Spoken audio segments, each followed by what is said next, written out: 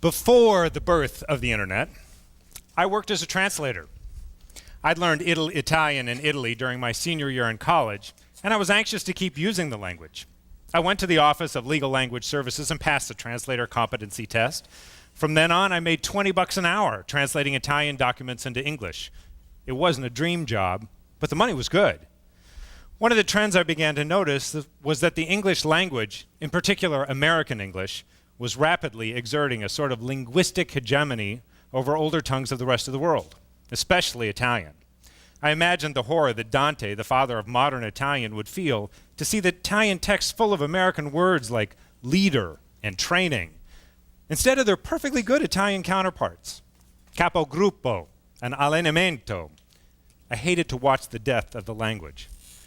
Worst of all was the day I was assigned to translate an article about Malcolm Forbes, founder of Forbes magazine.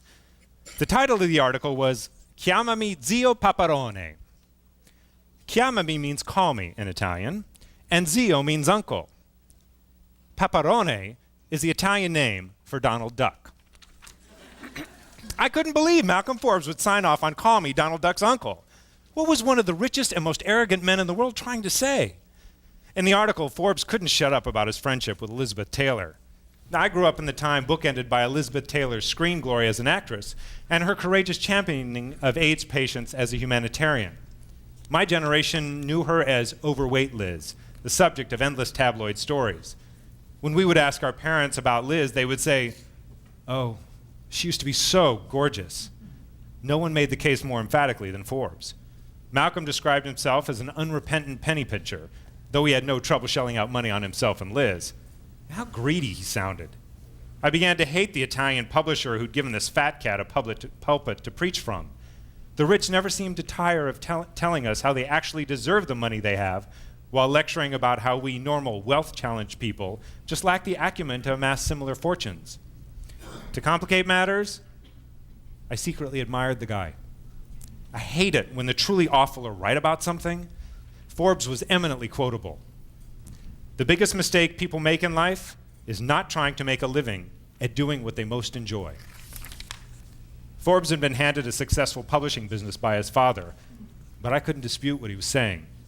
Most people don't pursue their dreams because they're afraid to fail. When you're a translator and you really want to be a screenwriter, this message has particular resonance. For most of us, the biggest obstacle in life is the person we see in the mirror each morning. Still, I disliked Forbes. He was arrogant, and now it seemed he truly put his foot in his mouth. Call me Donald Duck's uncle? I couldn't believe he would say something so stupid. There was no other mention of Donald Duck's uncle in the text. I asked my girlfriend what she thought. That can't be right, Michael. Why would someone say, call me the uncle of Donald Duck? You mean Donald Duck's uncle? Does he talk about Donald Duck in the article? No, he talks about Elizabeth Taylor. Was she in the Donald Duck movie? You mean the voice of Donald Duck? We tried to imagine a scenario in which Liz Taylor's career was so over that she took the job of quacking for money. The whole thing was a mystery, and as a translator, I couldn't get it wrong. I was out of time. I had to turn in the translation. I braced myself for the phone call to my boss at the agency who'd put me to work in the first place. I wanted to ask him for help, but ideas maybe, but this wasn't a subtle question of, say, the difference between running and jogging. This was the world's richest man saying he was a avuncular pond dweller. Just then, my roommate came home from work. He had the same kind of arrogance as Forbes without any of the money, especially when it came to splitting the electric bill. What's the matter? I'm about to send in this translation. I'm sure I'll never get another job if I do. Well, that sucks. What sucks is Malcolm Forbes, the richest guy in the world, saying that we should call him Donald Duck's uncle. Where does he come off doing that? You mean Uncle Scrooge? I was dumbfounded. Yes! I meant Uncle Scrooge. This was exactly what I meant. My roommate explained that in English Disney comics, Donald Duck's uncle is named Scrooge McDuck. In that instance, I realized that it wasn't Forbes who was at fault. It was the Italian journalist who'd done the article in the first place. Forbes had only told him, in English, that he was proud to be greedy. There is no Scrooge in Italian. There's just Donald Duck's greedy uncle. And his name is Zio Paparone. My job was safe.